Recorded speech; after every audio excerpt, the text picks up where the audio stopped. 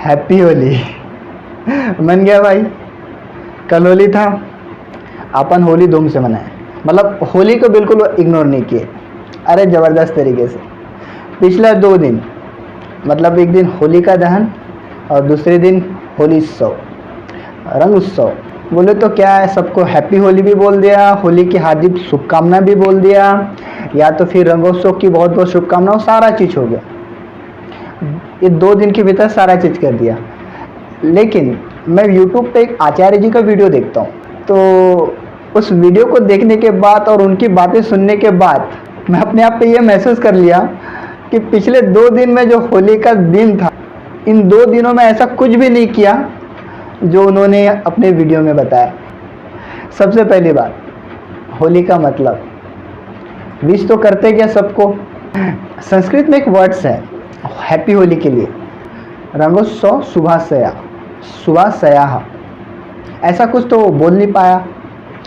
But Holika दहन के दिन मैं किसी को ये भी नहीं बोल पाया कि आज होली क्यों जला रहे हैं, या तो फिर ये जो हम लकड़ी ला के इकट्ठा करके जो जलाए हैं, आग दिए हैं, वो क्यों दिए।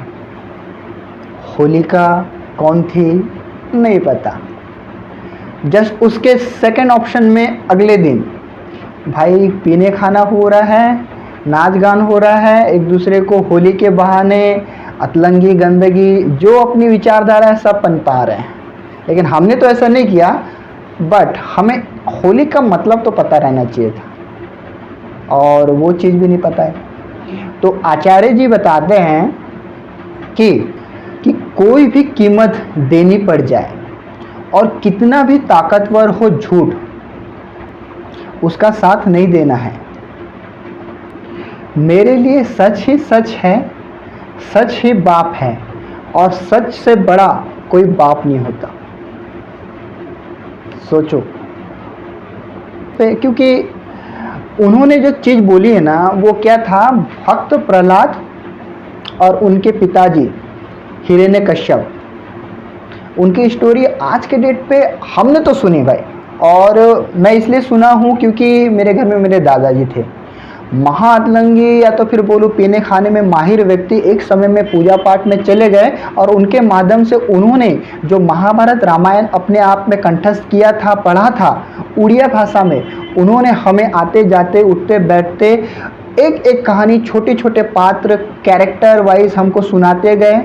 और बाय चांस मेरे माँ पापा ने टीवी पे रामायण देखी थी, महाभारत देखी थी, तो चर्चाएं होती गई, पता चलता गया, तो हमें इस कैरेक्टर पता है। और 90s के दौर में टीवी नेशनल, डीडी नेशनल पे कुछ सीरियल्स आते थे पौराणिक कथाओं पर, आज के जैसे तो नहीं, लेकिन फिर भी वो मज़ेदार थे और हमने उस चीज़ों को देखा है। तो मुझे भक्त प्रहलाद के बारे में भी पता है और हिरण्यकश्यप के बारे में पता है, सकते हो। तो होता क्या है कि हिरण्यकश्यप जो है वो तप तपस्या करके भगवान विष्णु जी की प्रार्थना, तप तपस्या करने के बाद उनको प्रसन्न करता है, वो खुश होते हैं और उसको वरदान दे देते हैं। और वरदान लेने के बाद हिरण्यकश्यप अपने आप में विष्णु से बड़ा साबित होना चाहता है, या तो मानता है। ये तो वही हुई ना बात कि तुम्हारी कार तुमने मुझे ड्राइविंग सिखाई, और उसके बाद मैं तुमसे ऊपर बढ़ के समझने लगा। तुम जिनको ड्राइविंग कोचिंग देते हो, सिखाते हो, उनको मैं बोल रहा हूँ, मैं रोक रहा हूँ, मैं टोक रहा हूँ। और कल के डेट पे इतना खुन्नस तुमसे हुआ कि मैं उसी कार से, उसी ड्राइविंग स्किल से तुम्हें उड़ाने की कोशिश कर रहा हूँ। समझ रहे हो बात को। ये चीज़ होता है अहंकार, और वो अहंकार था हिरण्यकश्यप पर। और हिरण्यकश्यप के घर में ही उसका बेटा पैदा हुआ था, जिसको भक्त प्रहलाद कहा जाता है। उस भक्त प्रहलाद को विष्णु जी प्यारे हैं, और वो विष्णु जी को मानता है। और यहाँ तो उसका पिताजी जो बाप है हिरण्यकश्यप, वो विष्णु के विरोधी है और विष्णु को मान नहीं रहा है। वो कोई भगवान भगवान है नहीं बोल रहा है, उससे ताकतवर, उससे महान तो मैं हूँ बता रहा है। और ये एक तो सच भक्त प्रहलाद की बात हजम नहीं हो रहा है। तो आचार्य जी बताते हैं कि हाँ, परिवार कुछ कहे, प्रकृति कुछ कहे, परिस्थिति भी कुछ भी कहे, मुझे करना वही है जो सही है, और यही चीज होली है। समझ रहे हो?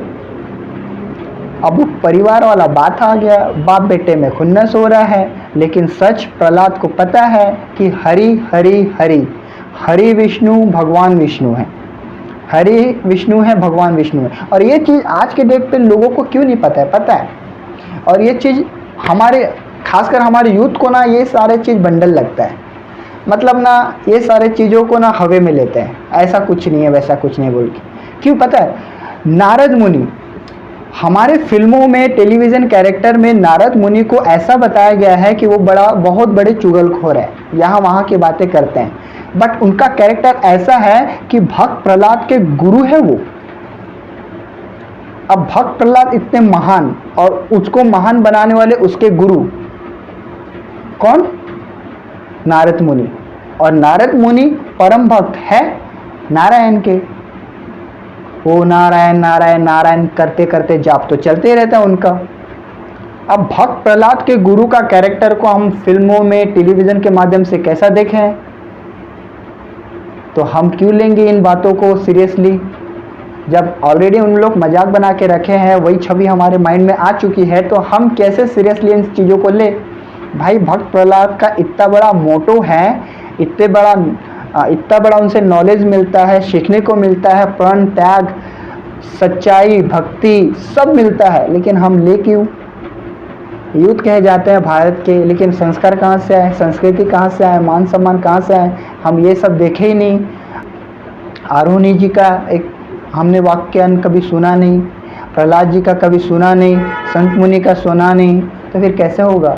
होलिका दहन के लिए बोले हैं भाई, अपने लड़के को वो व्यक्ति हिरण्यकश्यप पर्वत से फेंक देता है तभी प्रहलाद बच जाते हैं, पानी में डुबो देता है तब भी प्रहलाद बच जाते हैं, मतलब अपना तपते गरम गरम तेल में भी उनको डुबोते हैं तब भी वो बच जाता है। फिर जाके हिरण्यकश्यप के माइंड में उसकी एक तो बहन आ जाती है जिनका नाम होता है होलिका, और होलिका को वर मिला है उनके तपोबल से, उसने एक तो सिद्धि पाई है कि वो आग में रहे तो उसको आग जला नहीं पाती, तो उसने भी ठाना कि आज के डेट पे मैं आग में इसके साथ बैठती हूँ, मैं तो नहीं जलूँगी, प्रहलाद जल जाएगा। बट हुआ उल्टा, और प्रहलाद तो थे हरि के भक्त, भक्त प्रहलाद बन गए, तो कैसे होगा? आचार्य जी बताते हैं, जो कुछ भी तुम्हारे पास है, चाहे ज्ञान है, ताकत है, सिद्धि है, अगर उसका इस्तेमाल उल्टा करोगे तो वो छीन ही जानी है, तुम्हारे किसी काम नहीं आनी है, बल्कि उल्टा तुमको ही खा जानी है। समझ रहे हो? और ऐसा होलिका के साथ हो गया।